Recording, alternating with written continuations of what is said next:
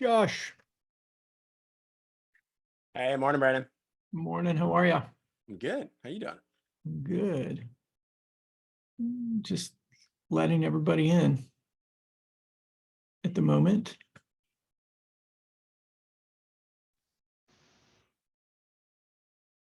Hey, morning, Seth. Hey Brandon, how are you? I'm well. How about you? Good, thanks. Good. Hey, I want to let me send this to you before we get started.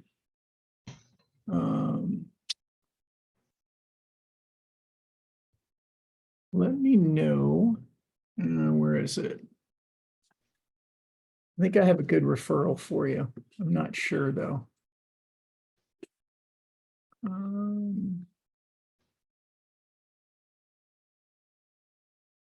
It would be more of a partner play.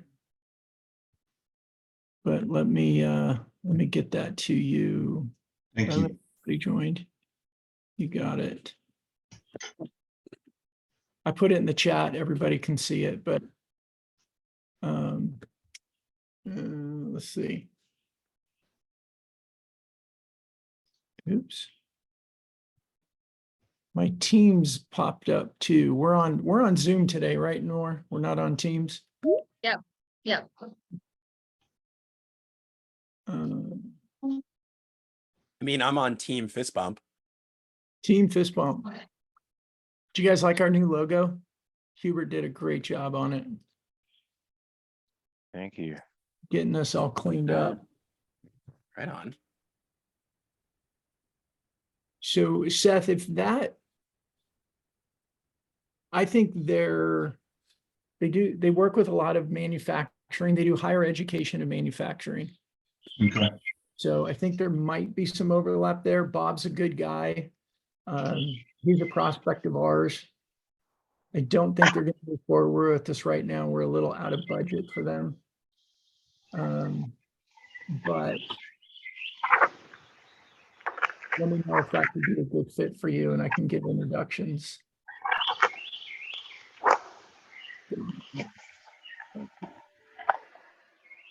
I had another one I thought of for you. I got to remember who it was.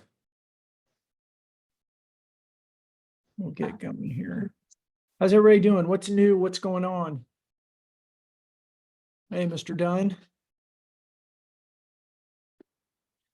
Chris, you've had some successes you sent in a direct message to me.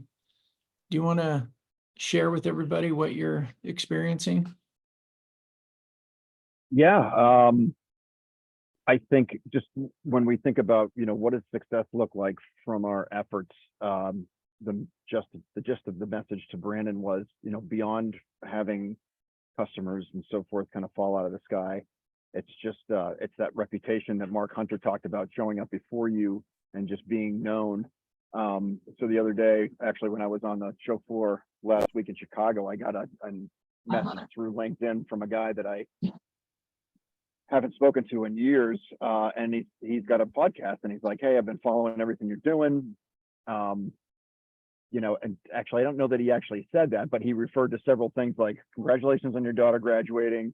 I know you're in Chicago." So he's obviously like watching me daily, and he invited me to be on his podcast and talk to his community, which is like contract manufacturers or some group in the manufacturing world, and he wants specifically to talk about trade shows. So again, the successes don't always manifest in the way that it's a customer walking in with a PO, but it's just more and more people.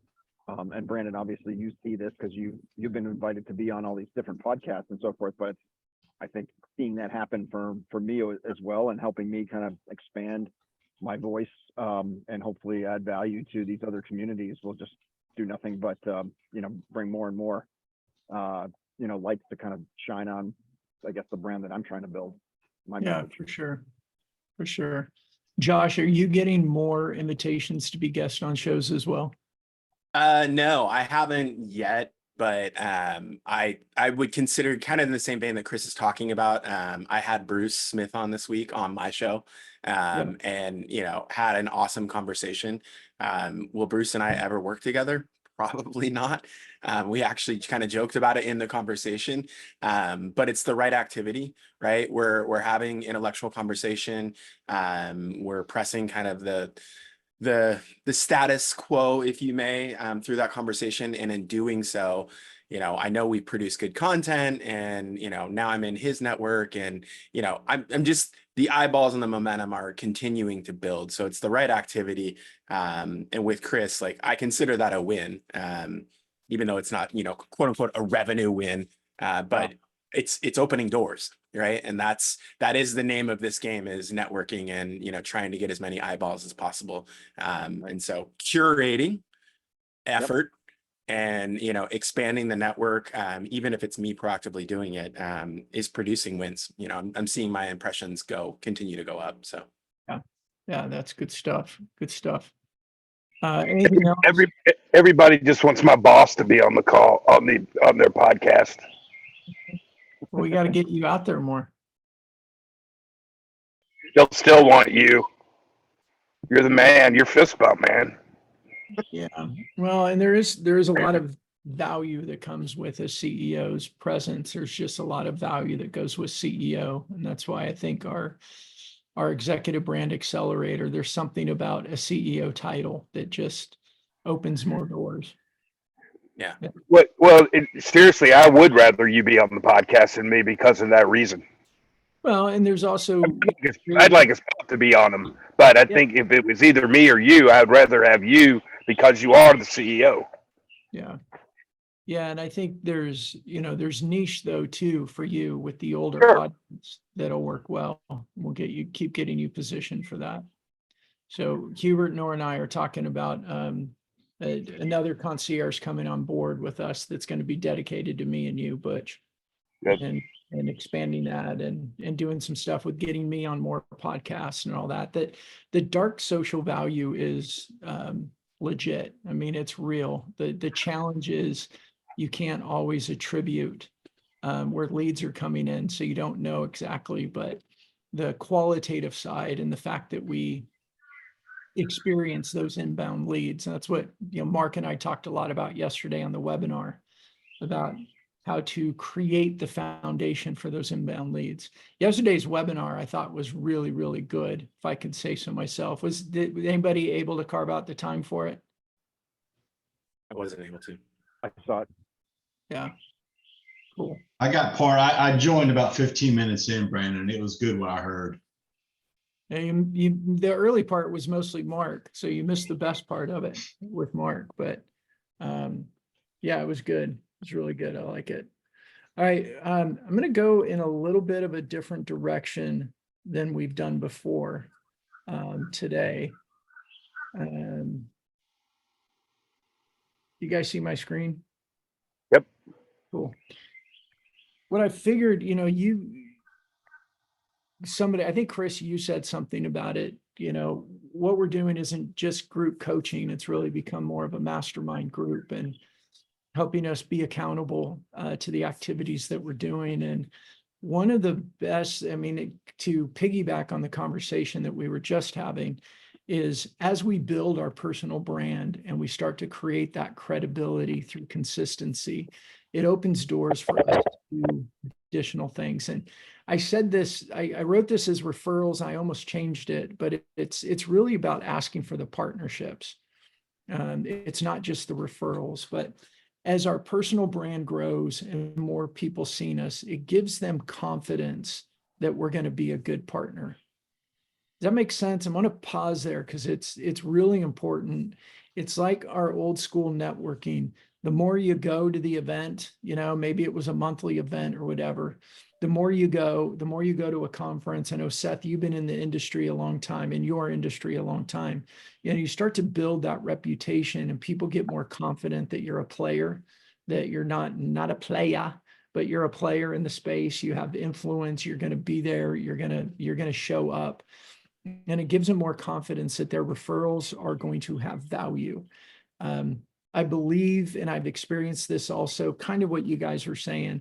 I'm not that big of a deal, but yet there's more of a perception around who I am and what I do because of the consistency of everything that I'm doing. The show helps, the posts help, going on other people's show. It just creates a reputation. And Mark's big emphasis yesterday, if I can kind of summarize everything that Mark was saying, was your reputation precedes you. And all the activity that we do, the commenting, the publishing, anything else, if you're doing shows or whatever, it's establishing and strengthening that reputation. I'm going to pause there for a second, let you guys kind of process or ask questions or talk amongst us about that part, because I think it's super important. I agree. I think it's very important. I mean, I think your online reputation, will follow you perhaps further than your actual personal reputation.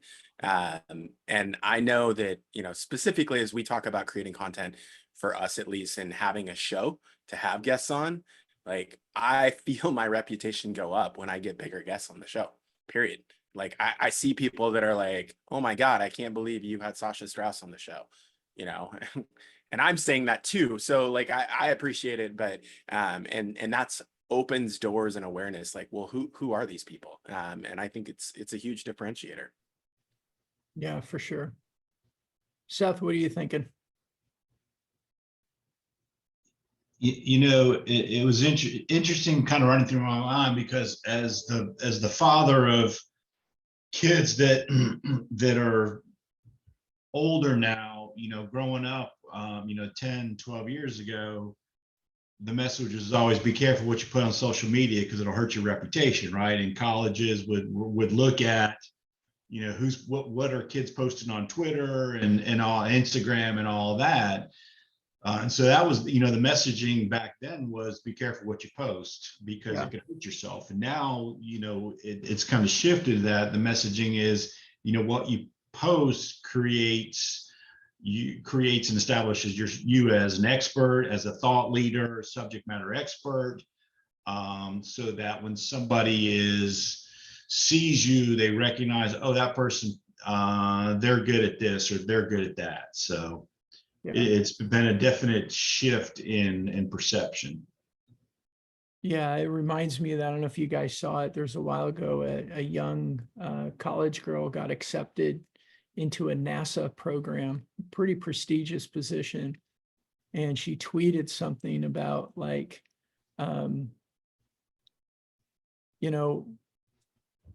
woohoo, I've got accepted, da da da. And then she said something crass, and somebody came along and tweeted behind her and said like, hey, kind of slow your roll, be careful. And she said, fuck y'all, on Twitter. I'm going to NASA, da da da. And this guy was on the board of that program at NASA, and her invitation was rescinded, and it became a case study. But yeah, our reputation precedes us, which was Mark's big thing. Whether it's positive or negative, we have the opportunity, we have the power in our hands with this social media thing, with LinkedIn or any other platform, to share. And I would say, Seth, too, and I talk about this with my kids, and they're so hesitant on social media, which cracks me up that, I'm much more prevalent on social than my kids. But when you're looking for jobs, you're looking for internships, whatever, when it comes down to you versus other people, your activity and your consistency on these platforms change the lens. You stand out. You're different than the other competitors or the other people that are, applying for it. I mean, think about it. Who would we want on our team? Do you want somebody that's not very well known, or do you want somebody that's got this consistent, thriving network of people? So it's as Mark said yesterday too, with your reputation precedes you. And I've been using the term like it greases the wheels for all the other outreach activities. And Carson likes to say, we do everything we can to increase the opportunity for success. And that's where the consistency with LinkedIn is so important. You make a call and they don't know you, they don't know your name, they don't know anything about you. You're just part of the sea of sameness. You send out emails, you fall into that sea of sameness. But when they recognize the name because of LinkedIn, they recognize the name on an email coming in, or you're sharing your information like, hey, I've been posting this type of content on LinkedIn. Love to have you join. I know we don't think of ourselves as like, oh, look how popular I am, or look how much I add to the space. But when you consider that 98% of the 1.3 billion people on LinkedIn don't post regularly, that lens, that reputation, their perception of us changes dramatically because we are part of that 2%. And that's a huge deal. It doesn't Yeah. necessarily impact immediately, because I think there's a hesitation to make sure that it's real. Like a lot of people have started, it's like, the average podcast lasts 8 episodes. What does that tell you? That, thousands to hundreds of thousands and millions of podcasts, most people quit. And so there's this, like, we all know people that start a show and then it dies off. Well, it creates a reputation that, I don't want to partner with this person. I don't want to be involved because I don't know if they're going to last. It's like how so many startups fail. 10 years ago, even 6-8 years ago, I know my second company, doors opened all over the place for me because I was a new business and they weren't used to having so many new businesses. And then in 2016, when I started my new business, they're like, oh yeah, you and everybody else. And I'm like, well, wait, I've done this before. Like, I'm not just some newbie trying to do something. Like this is my 4th company or my 5th company, whatever it was. And it was still like, yeah, there's lots of you guys out there. So it's that consistency that's really important. So I want to talk about today is I wanted to implement this for all of us for consistency, but also Brandon, can I say something before we go to this, please? of course. One thing we have to make sure of is that your social persona is your face-to-face persona, Mm-hmm. because there's no faster way to tank it than those two things not to be in alignment. Yeah, that's a really, really good point. And I think maybe we don't talk about authenticity enough. I like to talk about bringing your humanity to social. That's why, we talk about the personal pictures with the business message, and we're doing 1 + 1 = 3. At least that's the goal, right?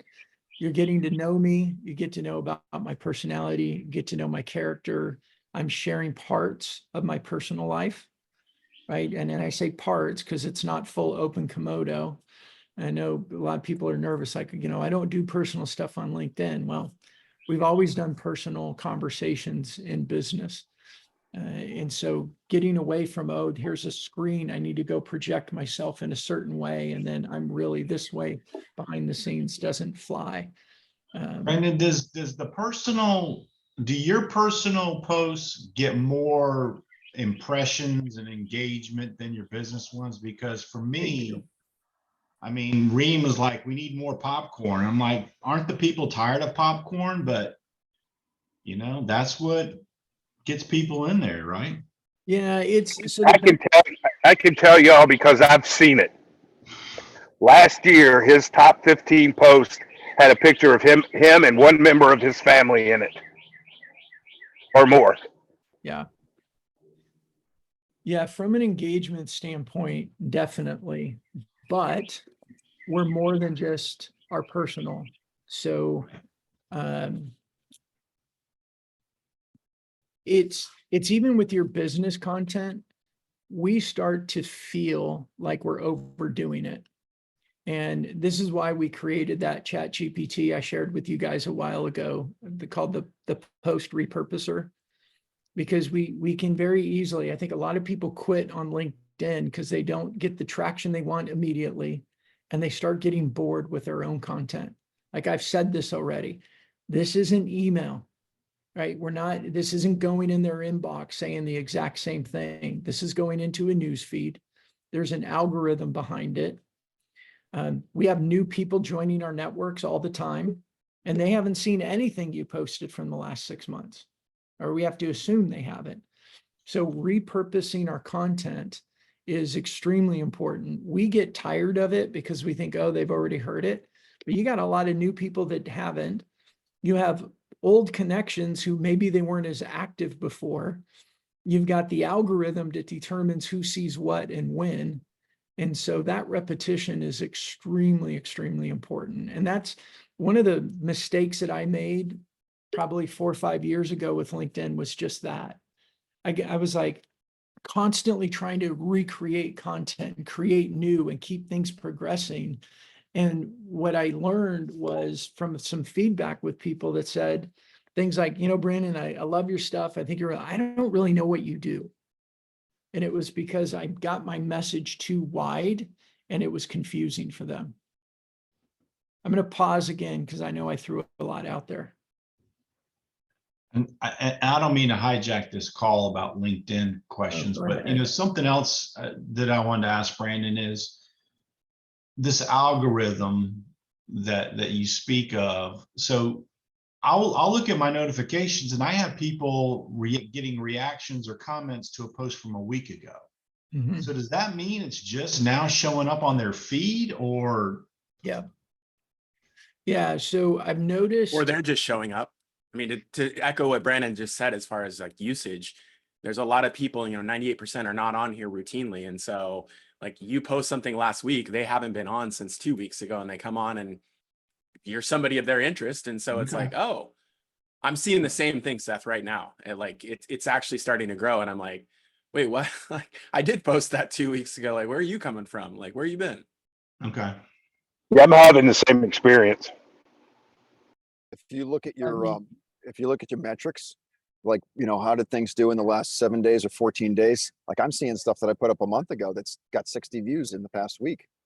In certain instances, not across the board. But yeah, I feel like the life cycle is maybe longer, and I don't know what's driving that, if it's just an algorithm thing or whatever. But it's kind of nice to think that there's it's not just one and done, right? Just the thing Yeah. doesn't get completely buried. Yeah. My mastermind group with Darren McKee and several others in it, we've been talking about that. There's a longevity with posts that's been happening probably for the last month or so.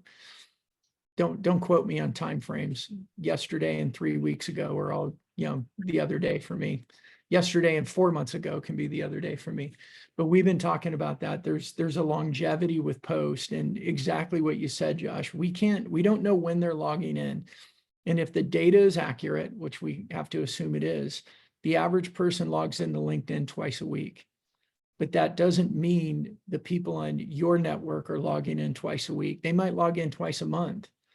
And if the algorithm is saying we want to show the best post to each person based on what they've engaged with before, I believe, I don't know this to be true. We don't know the exact algorithm, but what I sense is those posts are getting teed up for them for when they log in. It's still going to show them the best possible post based on their previous activities on LinkedIn. So there is a longevity factor to it for sure. What else? Can I just want to add that I had an interesting experience.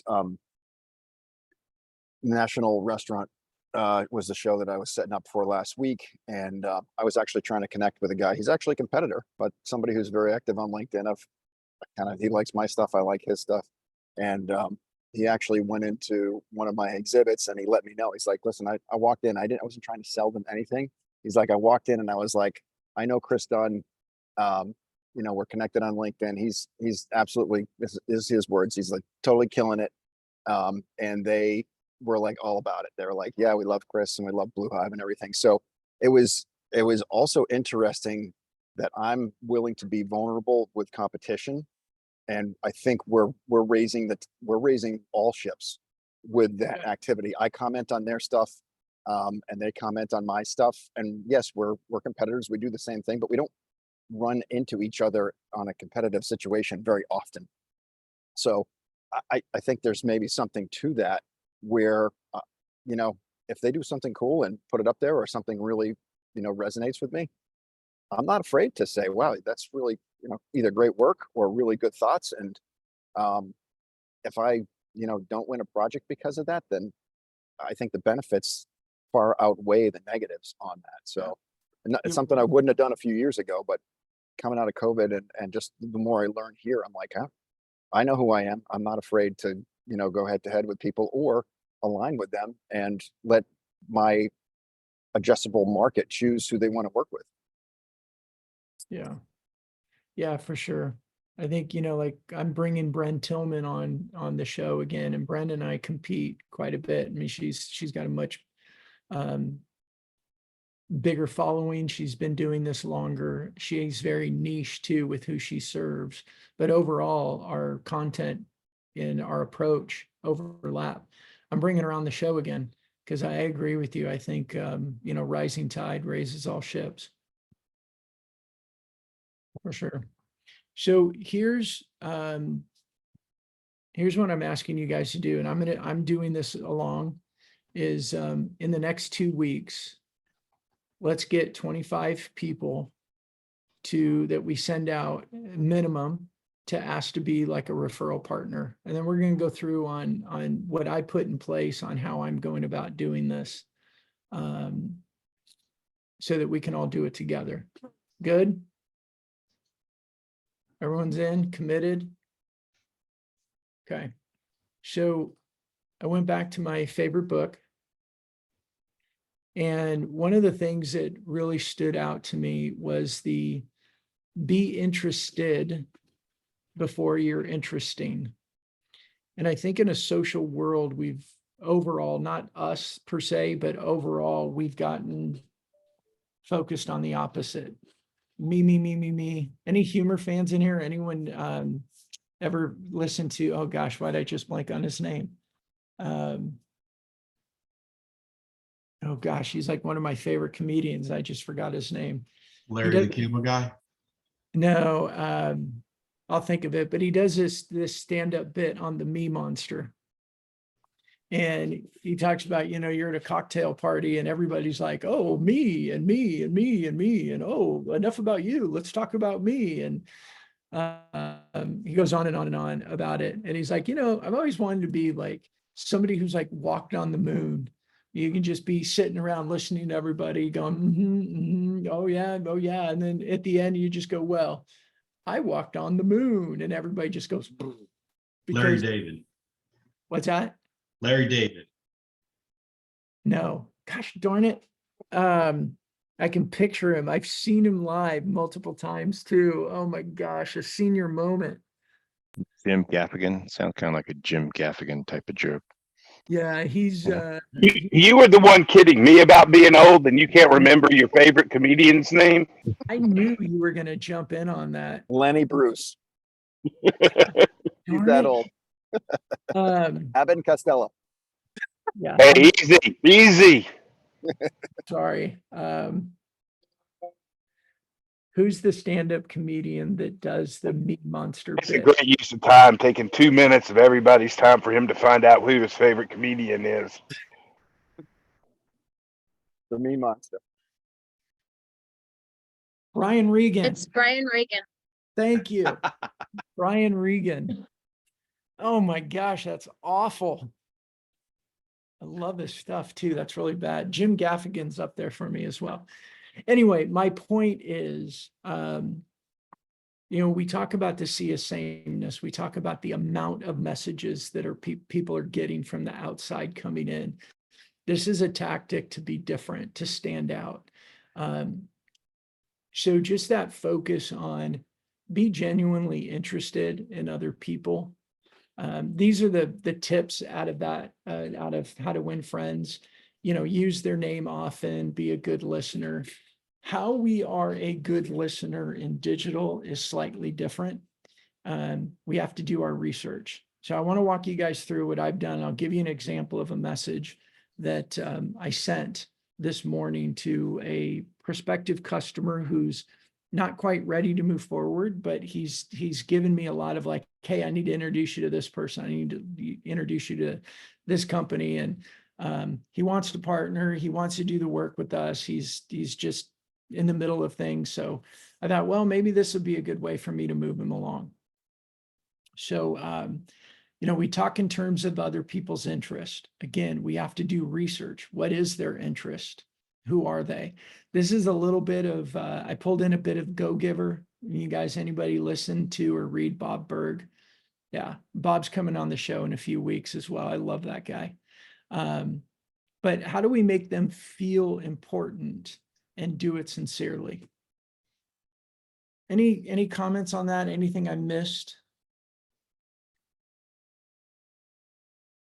I'm just wondering or thinking, when you go back to somebody's content and you're able to pick out things that you've done, and I know flipping this around and when people are like, hey, I saw that you put that up, or I know you're, a mediocre golfer because you put it in your bio.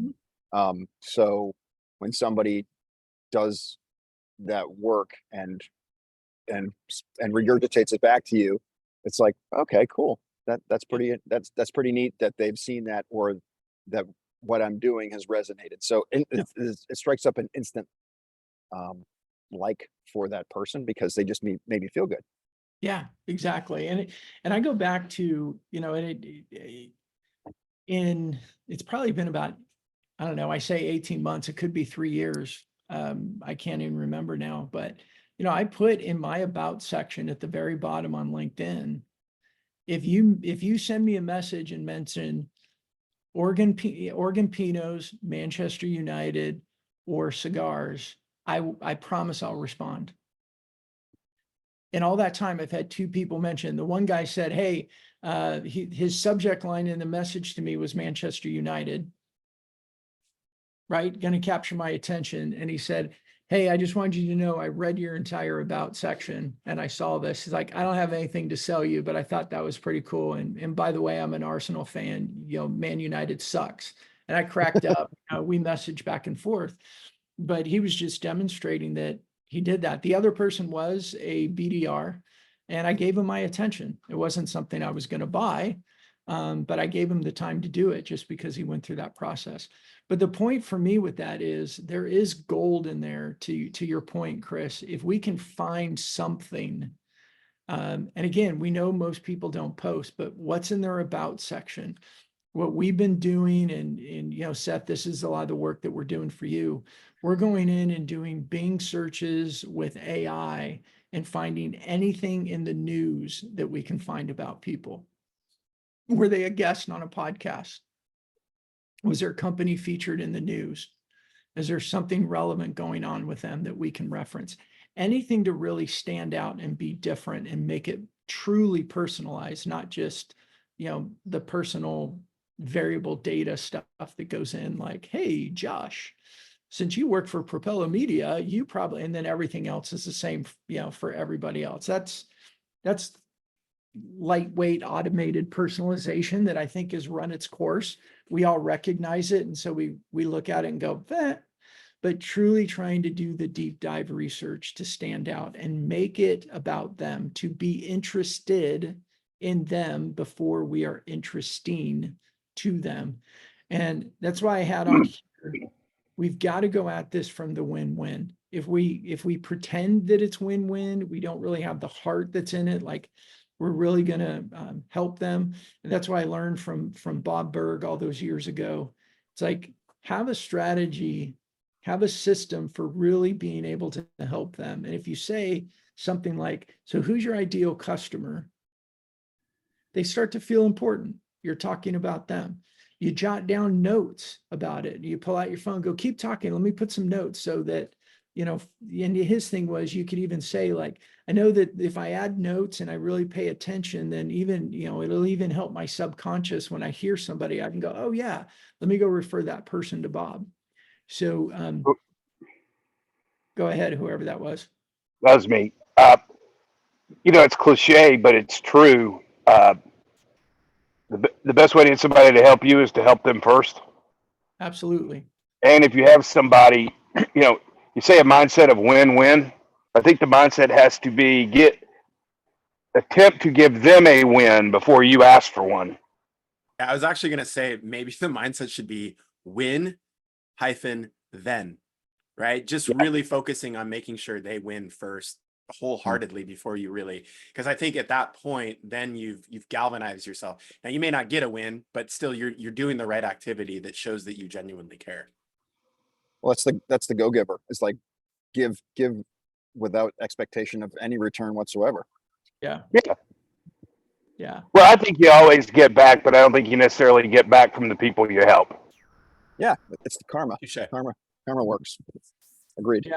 And wherever you guys are, you know, my background, I believe that no matter how you look at the Bible from a scripture, spiritual standpoint, there's a lot of truth into it. And the given it shall be given, I think, is a universal law. Call it karma, whatever you want. Giving, you know, it's like you can't outgive. It always comes back in some way, shape, or form. So, so setting the stage and doing the ask, again, being genuinely interested in other people. Did I? Oh crap, what happened? You just put the same line in twice. I rewrote this one. Oh well, I'll go from memory. Do our research to know something about them. And like I was saying before, were they in the news? Have they been a guest on a podcast? Does their company have a show? Does the company send out a newsletter? Can you reference a blog article on their website? But here's the key, and I think you guys have all supported this already with what you guys said. Don't bullshit them. You know, don't, oh, I read this article. Like, truly take the time. And this is, you know, our quality over quantity. Read the article, think about it, find something in there that's extremely relevant. Find something you can comment on to them. Find something you can ask about.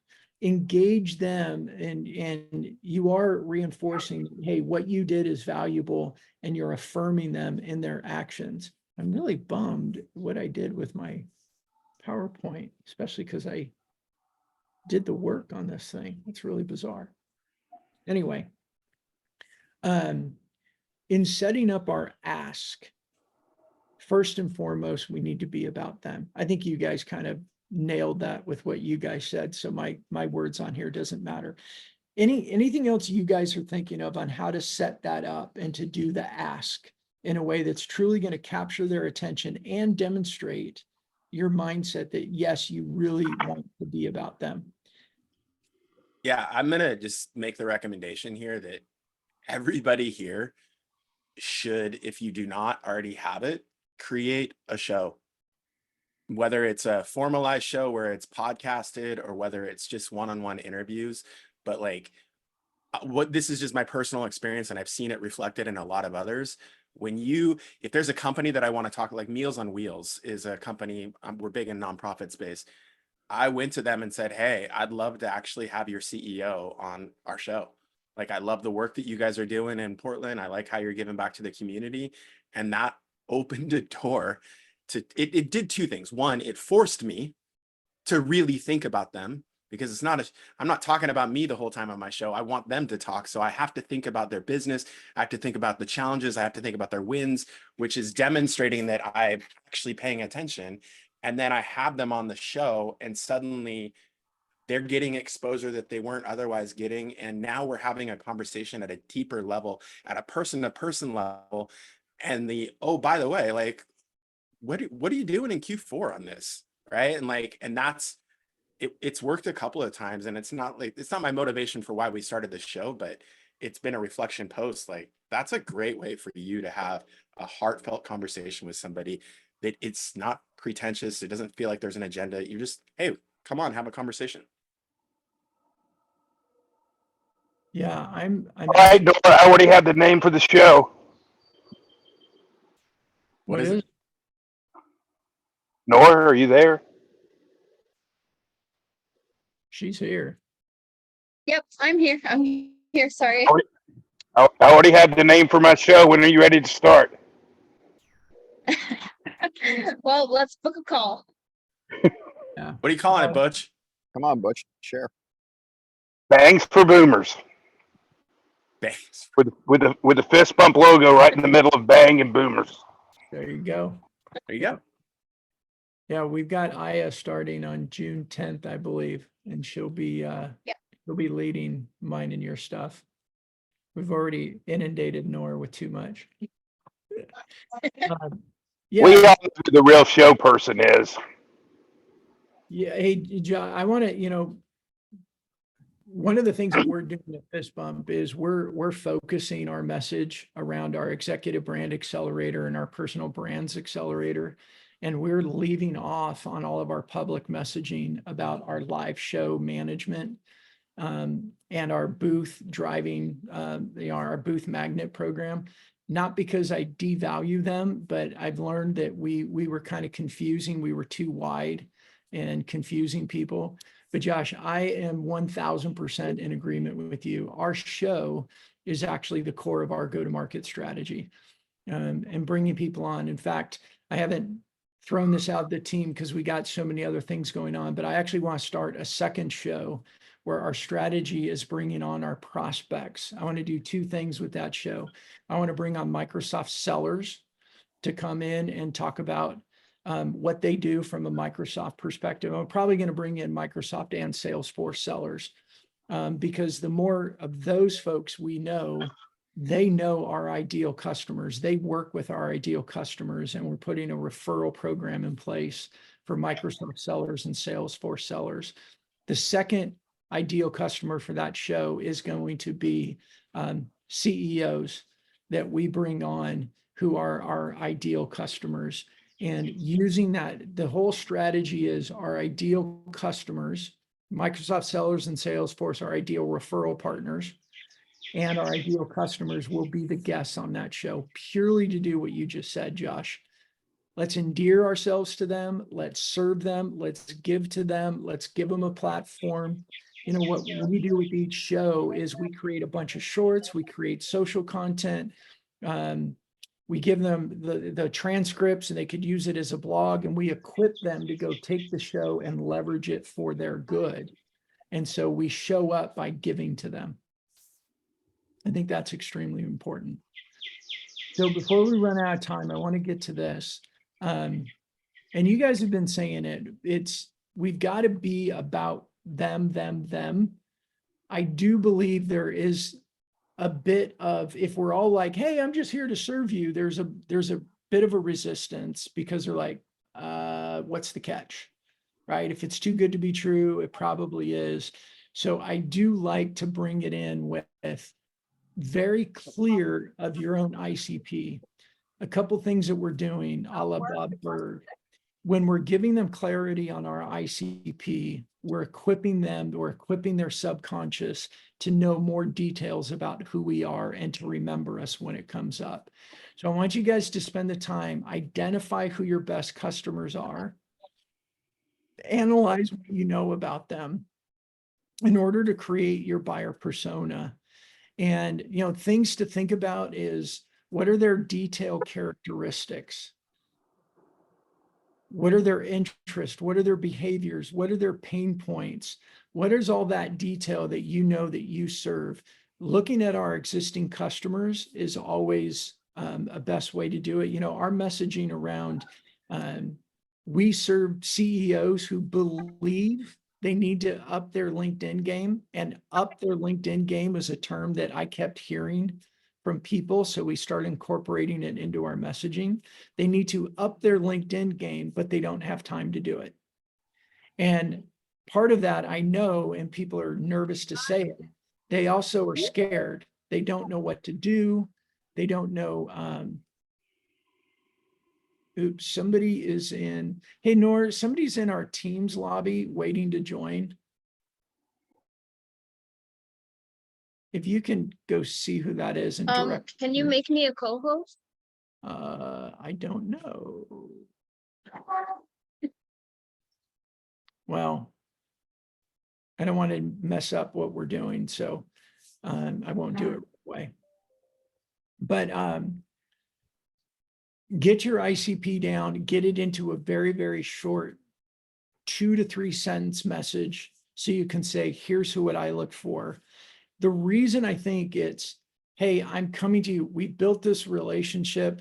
You're an existing client, maybe you're, you're become a good friend through LinkedIn, whatever it may be. I want to come at him with the two. Hey, sales is hard right now for all of us. We know that. How's this sound for an idea? I want to help you and you help me. 1 + 1 = 3. How can we go about doing this? So the beginning on the ask is getting that clarity on what you want to do for them, and then giving them just a little bit of, here's my ideal customer profile as well. And I want to turn this into a win-win opportunity for us. Thoughts, comments? I never know what It silence all is. makes sense. I mean,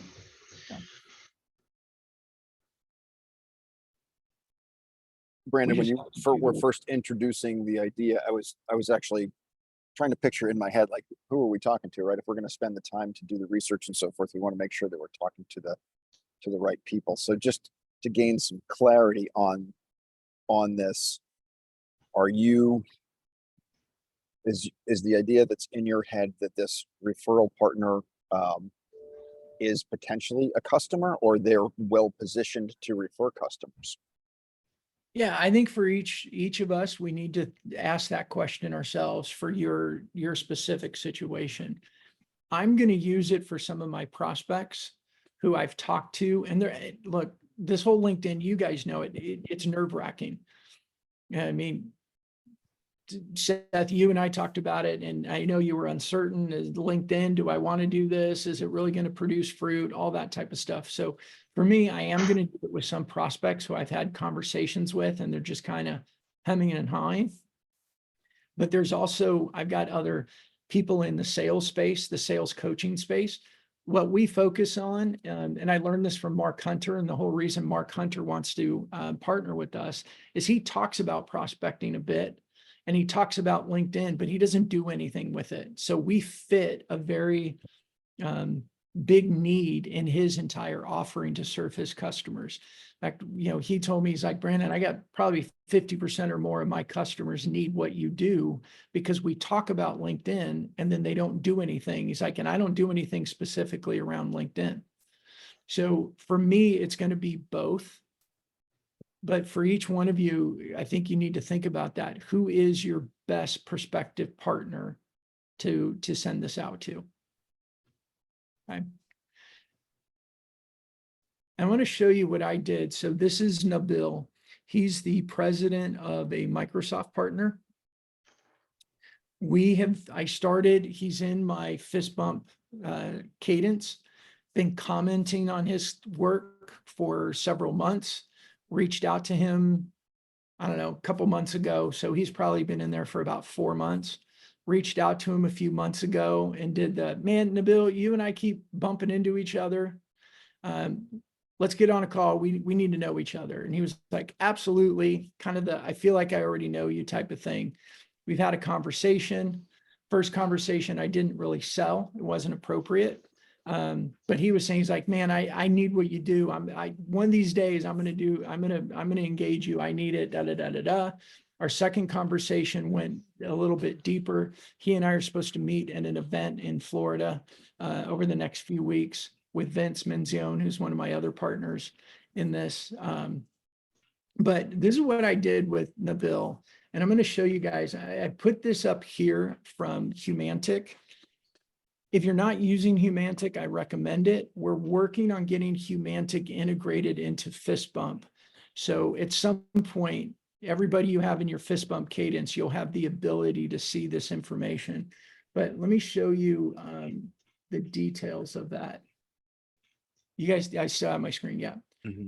So this is what I'm getting from Humantic. The reason I think it's important is you're learning their DISC profile. You're learning the information on how to speak to this person based on their DISC profile. I don't put this in concrete. I still use it a bit loosely. I think it's good. I think it gives me guidance. It's probably not perfect, but it's better than anything else that we have on getting to know the person. Their DISC profile, I don't know the details of their algorithm, but it looks at their LinkedIn profile. And when Humantic first came out a year and a half ago or so, and their CEO was on our show, I didn't use it right away. Carson jumped in and started using it. I told Carson, I'm a little hesitant because you have a lot of ghostwriters who write people's profiles, and that's not going to be truly their voice. So I was a little hesitant, but once I started using it, I'm like, you know what, this is good enough to give me some direction. But what I get from that is down here, you can see how to sell to Nabil. When cold calling, you got when qualifying or prospecting, when negotiating and closing. I won't go into all the details, but you do get to see things like this one here. Slow down a little bit. Keep your tone calm and soothing. Use social proof. Like there's insights in there that I use to really focus on the message to this person. This is part of the research. The other research is going into, I know I can't believe I'm saying this, but I've been using Bing search a lot more than Google because they've got the AI incorporated into it now. And I can start telling it, hey, this is what I'm really looking for, not just, Nabil. I still don't know how to pronounce his last name, but just Nabil and podcast guests or anything like that. You just get the random search results. But with Bing, I can go in and use it more like a Chat GPT and say, hey, this is what I'm trying to do. I'm looking for ways to really connect with Nabil. I'm looking for ways to be able to listen to a podcast he's been on or a blog article he's written. Is there anything out there in the internet that can help me learn more and do the research around him? So the combination of those two, get that really good background and know the way that I want to speak with them. Then whether I do that here, let me go back to here. Whether I do it with a call, I do it with a LinkedIn video, I do it with a LinkedIn audio message, or I do it with an email, I'm using all of that to create my strategy. And this is the beginning of the message that I created. It's a little bit longer than I recommend. I struggle with it going, I've had enough conversations with him that I felt like I could get away with a little bit of a longer message to him. But I think that if it's really kind of cold, I would try and lay the foundation, maybe go comment, engage with them a little bit, share a post or two with them that you've done and ask them to, what they think, ask them for their input. I want to start doing more polls. I just haven't done it because I've been so busy getting everything fist bump off the ground. But I want to do more polls because I find that polls are a great way to send somebody like, hey, thanks for voting. Here's the results. Here's some key things that I found from it. Love to hear your thoughts, and really establishing yourself as that influential voice, establishing yourself as somebody that's ingrained in the industry, that's a glue. I remember, I say this a lot, I hope I don't bore you guys, but I'm constantly trying to change the lens in which they look at me so that I'm not just another person out there, but I'm coming with this reputation behind me. So this was the beginning. He had mentioned about people he wanted to refer to me. That's why I was really I went in and said, hey, after our call the other day, I was thinking about your network and my network, and I went right in with, I know what's important to him. And that is that Microsoft sellers. And I've, over the last year, especially with Carson, I've got connected to a lot more of the Microsoft seller network. I've been really focused on it because I want to meet people like Nabil. So I went with him with what I have to give to him. My hope was that I'm intriguing him. I know they are important to FSI's growth. Can you tell me more about the best sellers with you, for you, and who you'd want to meet? And then that sentence, I want to partner with you and send referrals to each other. There's my ask. I set it up. Here's the network that I think is valuable to you. Give me more information so I can really make this valuable for you. And then the second part of it was, hey, here's my ideal customer.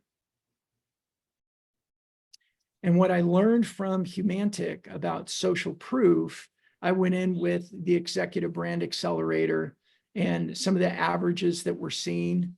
By the way, guys, our numbers aren't perfect right now. We're still getting this Prospect 100 thing up and going and learning. But what we're seeing right now across the 7 or 8 people we're doing this with is we're hitting around that 25 to 30% mark. I wanted to give them a social proof and then ask them, does this sound like a good use of our time to partner together? That's my example. I'd love your feedback too on what I can do to make it better, but it was the best way I could see of like demonstrating for you guys what I think we can do and what we should do in order to take these 25 people and send this out and see what type of new meetings we can generate from it.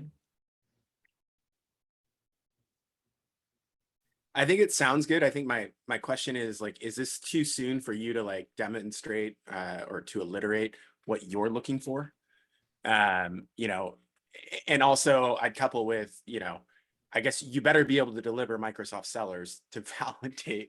So it doesn't land soft kind of thing. So Right. I just be conscientious about what you're willing to be able to actually follow through on. Absolutely. Everybody's got to be confident that you can deliver what you're promising to deliver, or at least put in the effort to go deliver it for them, right? We've got to be able to support what we're offering. And I've been focused on Microsoft sellers for the last several months because I knew this is what I wanted to do to get better relationships with CEOs of Microsoft partners. There's one tactic that I've heard that it's a little bit different than what you're talking about, but there's some business guy in New York who for 1 year would pick a business a day that he was interested in potentially working with. And he wrote down 10 unique ideas that could help their business. Wasn't necessarily anything that he could provide value on, but he started sending these letters out daily to these different organizations. And his response rate was tremendous, because it was a selfless effort to say, hey, I love your business. I think you guys are doing cool things. Here's some ideas that you could, you know, potentially use to increase, to grow, to whatever. And that just opened doors. And again, it wasn't him. I have Microsoft sellers, but it was him saying, hey, here are 3 Microsoft sellers that I've seen that I think you probably should be talking, you know, and then 9 other things too. Mm-hmm. So I think that's great feedback, Josh. Absolutely. I've got a hangover from that. I got told, and it's been probably 10 years ago, but one of my superpowers is ideation for that. I can see opportunity in different people's companies. It's just the way my brain works. I'm like, oh, have you guys thought about this, or there's ways that you could grow. It's just very innate and natural for me to do. But I found that I got pushback, like I was being pushy or too presumptuous with assuming that anybody wanted my help. And I'll tell you, there was a story I had where I kind of got shut down in a group. There was about 8 of us guys, and this guy was saying something. He was a CEO of a company. I said, oh my gosh, you know what you could do? And I kind of let my brain just do what it does. Like, hey, there's an opportunity to do this, and that. And the conversation went quiet. And there was like no feedback. And then the rest of the conversation, I was a little bit ostracized from it. I was like, what the hell just happened here? Like for me, I thought I was bringing the best version of me for the greater good of the group. And I asked one guy in the group afterwards, I said, hey, I kind of sensed da, da, da, da, da. And he goes, yeah, you know, he said, honestly, I just felt like you were being pushy. Like, how was I being pushy? Like I was giving him things that had nothing to do with my business. There was no opportunity for me to make money in it. It's like, yeah, you were just kind of being pushy and presumptuous. So I've got a hangover from doing that. I got kind of kicked in the nuts and been a little gun shy with that one. But I don't think it's a bad idea. I'm not going to do it because they might not be your people, right? True. I mean, honestly, if you came to me and said, hey, Josh, I see your business here, 10 ideas, like I may think you're being presumptuous, but I also know you and I know you're coming from an honest place and like you're legitimately just providing ideas. I don't know that I'd be like, well, Brandon's an ass. Who does he think he is? Well, that was my experience with a group of Yeah. people that I thought knew me well enough, and that was a response. So I've been gun shy for that, but I don't hate that idea. My history doesn't allow me to do that. Right. If I'm welcomed into a conversation, then in fact, I probably give too much of my brain away. I had a coach that I've been chatting with that said, Brandon, he called me an empath. And I said, what does that mean? He goes, you want to help people so much that you give away too much and then they don't need to buy from you. I'm like, yeah, that sounds like me, but whatever. Is this helpful? Yeah. Yes. 25, 2 weeks, is that enough time for us to really do this and everybody to do the work that they need to do? We can extend it out a month because we're getting started. What feels right? 2 weeks seems like a heavy lift for me. Okay. Yeah, I think a month. So let's go by the end of June. Gives us a little bit more wiggle room as well. Makes it a nice even number. We can chunk it up. Okay. Everybody in, we're committed. Thumbs up, Let's do it. thumbs up, thumbs up. All I'm right, in. sweet. Hey guys, before we go, I just have a couple of things I want to share. The first one is, I know James is not on the call today because he is on a cruise with his family. But yesterday Nobody was on the our cruise? 20th I thought he- episode. I'm sorry, go ahead. I didn't know he was gone already. I thought he was leaving tomorrow. I think he is because I have it on my schedule that he's out of office, so I think he is. So yesterday was our 20th episode of Pushing the Envelope. I know that doesn't sound like a huge number, but I did research and 90% of podcasts and live shows don't go past episode 3. And from the remaining 10%, only 90% go to don't make it to episode 20. So we are officially top 1% of episode production. So I just wanted to celebrate that with everyone. The show has been having ups and downs throughout the journey, but we've been literally pushing the envelope so much so we can stay committed to it. And we're just having so much fun with it moving forward. So I just wanted to share that with Yeah. everyone.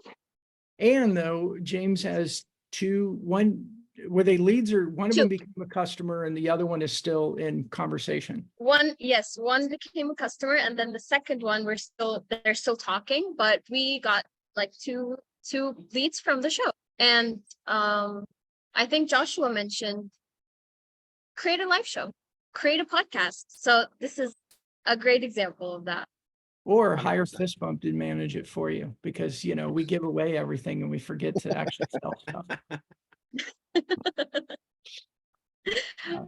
And So yeah, that's one thing that I'm just very proud of this week. Congratulations. That's awesome. yeah, you're Fantastic. doing a great job. Well Noor. done, Noah. And I would continue to encourage your CEOs, guys. The amount of work that we're doing and everything is great. There's something about the CEO's presence in LinkedIn. And as you guys know, with our concierge side, we try to make it as simple and quick and painless as possible. A couple hours a month in our digital studio and converting transcripts and videos into shorts and posts and LinkedIn newsletters. Seth, that's coming for you, is getting those LinkedIn newsletters going as well. And yeah, this was just on a quick side note. Carson's been AWOL for the last month plus, super busy coming into the end of the fiscal year for Microsoft. But he sent me a message this morning. He's like, hey, I got to share with you what I've been doing. You guys got to start getting this incorporated into Fist Bump. And he laid out what he's been doing in generating net new leads. And it's everything, Seth, that we've been doing with the email strategy and using the AIQ and doing the deeper research on them and combining the two. And he said that, I forget his exact numbers. I think he sent it out to several hundred people. And he said he created, I think he said 38 net new conversations from that. And it's that his personal brand, his reputation, and then this very direct messaging around value proposition to the company and what Microsoft brings to the plate combined in that email is opening doors. So we'll keep refining your messages, Seth, and really nail that down and then scale it up as we get more confident in the ROI on it. Good deal. Thank you. Awesome. I was happy that Carson came Hey, to us. before we go, Like, I we're just want to already let you doing guys that. know that. Go ahead, Noor. Okay, so we are moving our coaching session from Zoom to Teams. So you might get an email with canceling the one that's on Zoom, and then you'll have an invite from me to the one on Teams, and we're gonna start that today. So hopefully all the invites get sent out today. So I'm just putting it out there so you don't get, shocked that we're canceling. Appreciate the heads up. Thank you. All right, you guys, hope today was good. I'm excited about this. I'm going to start working on my referrals and we'll share with you guys what I'm learning as I go. And then any other questions, comments, topics, pain points that you're experiencing, I'd love to hear it. I want to go back in, well, over the next month in June, I want to go back to some of our basics and kind of reinforce some of the basics just so we don't assume that we got them down.